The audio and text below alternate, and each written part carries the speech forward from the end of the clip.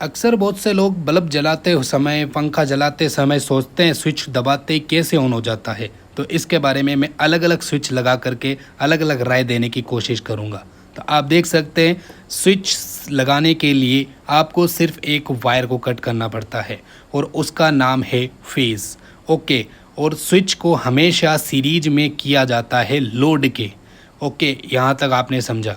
जो कि नॉर्मली हमारा घर का स्विच होता है ये लोड के सीरीज में कनेक्ट होता है।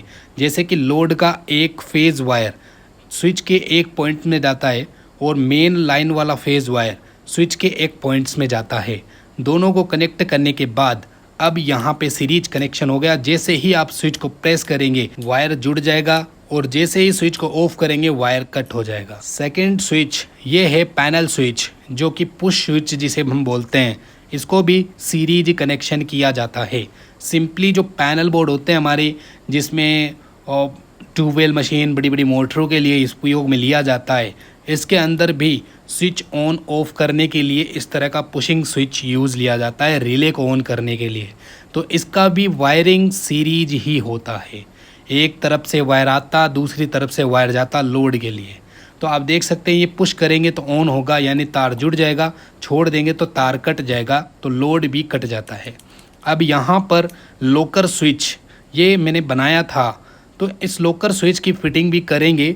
और अब आपके जो इलेक्ट्रिक लाइट फैन को लॉक लगाना है तो इस तरह का स्विच हम ऐड करेंगे।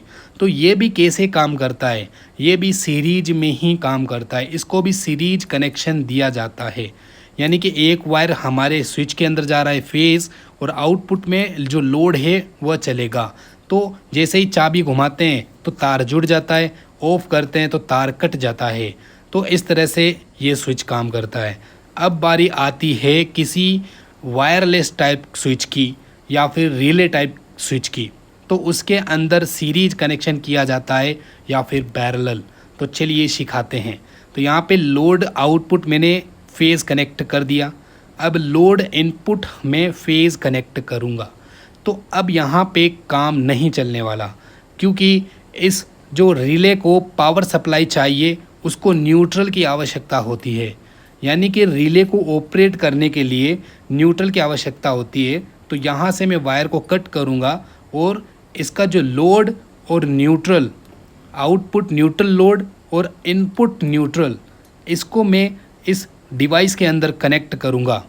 ये याद रखें कि आप कोई भी डिवाइस कनेक्ट कर रहे हो, वायरलेस रिमोट कंट्रोल वाला या फिर रिले कंट्रोल वाला, या फिर आप पतले वायर से हेवी लोड आगे चलाना चाहते हैं, तो उसमें उस स्विच के अंदर आपको न्यूट्रल और फेज़ दोनों ही डिवाइस को देना पड़ता है।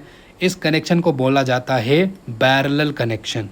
तो पैरेलल कनेक्शन की वजह से क्या होता है कि डिवाइस के अंदर न्यूट्रल फेज़ तो मिल जाता है, बट हमारे जो सिस्टम में न्यूट्रल फेज़ मिलता है वह इस डिवाइस के अंदर जा कर के आउटपुट होता है। तो ये समझिए कि कोई भी डिवाइस आप चलाएंगे तो उसको न्यूट्रल फेज देना होगा, और कोई भी नॉर्मल स्विच लगाएंगे तो उसको सिंपली सीरीज करना पड़ेगा फेज़ टू फेज़ को। ठीक है।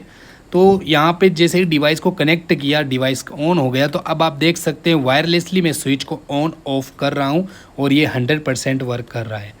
तो इस तरह से स्विच का कनेक्शन होता है। अलग अलग टाइप्स के अलग अलग स्विच की वायरिंग। ये याद ज़रूर रखें कि सप्लाई को आगे कैसे पहुंचाना है, ये आपको सीखना है। जब आप सप्लाई को आगे पहुंचाना सीख जाएंगे तो आप पूरी इलेक्ट्रिक वायरिंग सीख जाएंगे। कमेंट करें तो इसके बारे में मैं आपको डेडिकेट वीडियो बना करके बताने वाला हूँ।